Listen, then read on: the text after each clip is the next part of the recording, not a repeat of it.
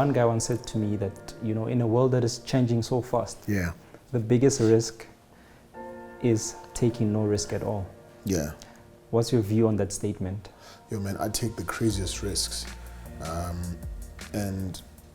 And I think me taking these risks is another reason why I think part of the market has been able to expand, right? Mm-hmm. If I didn't take a risk with the festival and showing people that we can do 25,000 numbers, do you think Casper would have attempted to fill up a stadium? Yeah, probably not. No, right? If I didn't see Bionic and them back in the days do this concert with these international artists, do you think I would have done Back to the City? No. Probably not. You know what I'm saying? So when you take a risk, sometimes it expands, I think, people's thinking, people's fear, because sometimes there's an interview with Jozi where you were talking about the Indians and the cowboys, how like the Indians, there would be this one guy, he needs to run up the mountain and he gets shot. Oh, okay. And then he comes back, he's like, yeah, there's cowboys down there, So sometimes one has to be that Indian. The guy that goes and gets shot. Goes and gets shot. So I've been getting shot a lot of times. So I did, for instance, with these awards, that was me getting shot with the shop. And now if you go look, there is a lot of ritual looking stores now around the country, which is beautiful. And I think the current risk I'm even doing now, I'm busy building a museum now. Okay.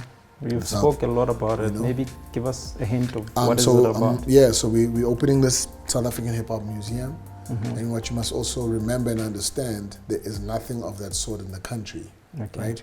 There's no entertainment museum, there's no film museum, there's no music museum. So the South African Hip Hop Museum is going to be the first of its kind, right? And once again, watch after 5 years, you're going to have quite a museum. You're going to have quite the museum, this museum, but you know what I'm saying, which is beautiful. And that's the idea. That's the idea, to show people that, yes, we could also do this. And trust me, everyone's like, but how are you going to make money from it? That's what I'm thinking as well right now. But you're going to see it. It's going to work. It's going to be sustainable. Remember, inside this museum, the beauty about it, it's also designed to be a functioning, money-generating space. The space has a recording studio. Oh. Right? Okay. It's got an edit suite. Right? It's got a conferencing area. So in those places, you hire out. Yes, you can hire out and make money out of it. You can make money out of it. Okay. It can sustain the space. So it's that, and we're also busy with another Indian cowboy move we're pulling, is this South African Hip Hop Association.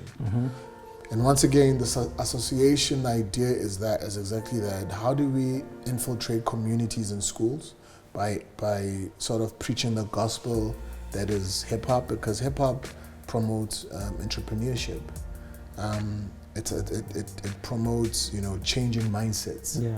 And also try to spread the gospel of this hip hop economy, because myself and a couple of friends like Mizi, years ago, we dreamed this thing called the hip hop economy. Okay. And it's beautiful because that's what's happening. What the hip hop economy is right now is that how does everyone within the culture share the same paper? So an artist goes to a producer and says, I want to beat, and pays this producer, right? Then the artist says, I need a cover, pays a designer, says I need a music video, says I need a road manager, says I need dancers, says I need all these different things, and all these touch points. It's everyone within the culture and everyone getting paid. So the producer now, if he also wants to do a gig or whatever, he books the same artist that was paying him, right? So that is sort of the philosophy of this hip hop economy, and that is exactly what is happening. So the money will be rotating within this in hip hop culture of hip hop. True. In hip hop, I can tell you, the money rotates, because when I do a festival, I pay graffiti artists. I pay the dancers. I pay the artist. I pay the DJ, right? And all these people This one pays the road manager. This one buys the spray cans from a graffiti shop, right? This one buys the clothing label from Boot and Wear or buys the clothing from a hip hop outlet. Okay. And that's exactly So how the this currency money is spreading. That's it. Trickles out. That's Okay. it. So now, entrepreneurs also refer to being the face of the company. Yeah. And somehow it is associated with risk, you know. Of course it is. I want to understand that because you as Osmic, you are the face of the SA Hip Hop Awards. Yeah. If we don't see Osmic, then it's not the SA Hip Hop Awards. Yeah. How are you going to turn that around? And Okay. how are you making it work for you? So I think the first important thing we must always understand is that for a person to become a face of whatever product or for whatever company, it has to do with philosophies, right? So for instance, in this instance, there's these philosophies that everyone has known me to represent. Okay. So it becomes a natural order. For instance, that the attention will always gravitate towards, Osmic Awards, Osmic the festival, Osmic this. But the beauty about these products is that I'm not the only one working on them. There's a team of 16 people. So even when I'm not there, these things happen. Because you must understand that Back to the City has 25,000 people. I'm sure out of 25,000 people that are at Back to the City, only 5,000 know me. Okay. The 20,000 have never met you. Less. Okay, they're just there for the entertainment. They're there for that atmosphere, for all of those sort of things, right? And I think it's a good thing because as long as the face is living up to the standards of these philosophies that this person has introduced from the onset. In my case, it's a 16, 17-year-long history of these things. It makes sense. Okay. So the same thing is about to happen, for instance, with association in the museum. As long as I keep, so you can now find me in some newspaper article, I was drunk at some club, that would be bad press for you. Then that's, and your followers, your 20,000 followers. Then they really will know me. For the wrong you reason. know what I'm saying? Now they will know me for that. Yeah. You know what I'm saying?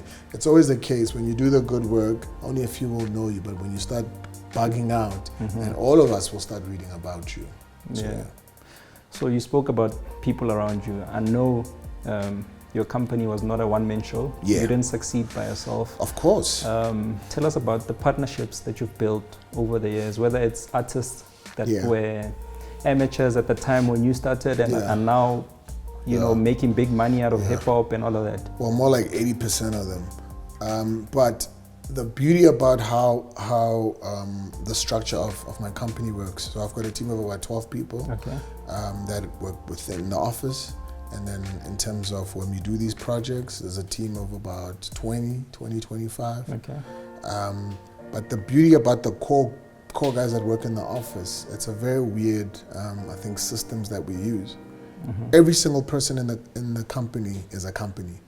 Oh, that's awesome. So everyone who works here has their own company. So they're invoicing as a company. As a company. Right? That's awesome. And the idea is that at some point in time, you grow enough to now have your own office, right? With your own stuff. Yeah. And the idea is that you then also start promoting that philosophy.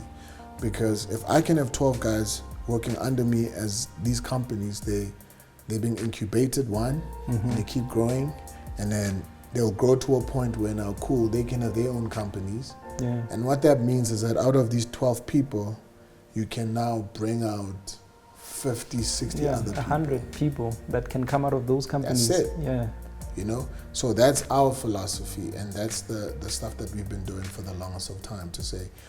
And it goes back to, once again, people talking entrepreneurship, but there's a difference between talking and doing. So these are some of the things that we're doing, and these are some of the ideas we're sort of bringing out to people and saying, you can think creative. Yeah, I think it's quite creative what you do, man. The way you do it, I wouldn't have thought of it myself.